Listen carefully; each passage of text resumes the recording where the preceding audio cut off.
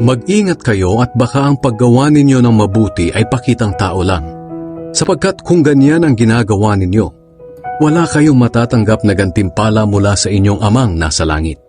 Kaya kapag nagbibigay kayo ng tulong, huwag na ninyo itong ipamalita gaya ng ginagawa ng mga pakitang tao roon sa mga sambahan at sa mga daan upang purihin sila ng mga tao.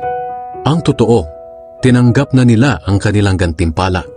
Sa halip, kung magbibigay kayo ng tulong, huwag na ninyo itong ipaalam kahit sa pinakamatalik nyong kaibigan upang maging lihim ang pagbibigay ninyo.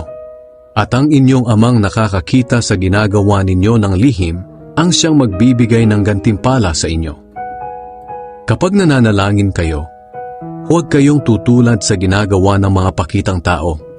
Mahilig silang manalangin ng nakatayo sa mga sambahan at sa mga kanto ng lansangan para makita ng mga tao. Ang totoo, tinanggap na nila ang kanilang gantimpala. Sa halip, kung mananalangin kayo, pumasok kayo sa inyong kwarto at isara ang pinto, at saka kayo manalangin sa inyong ama na hindi nakikita.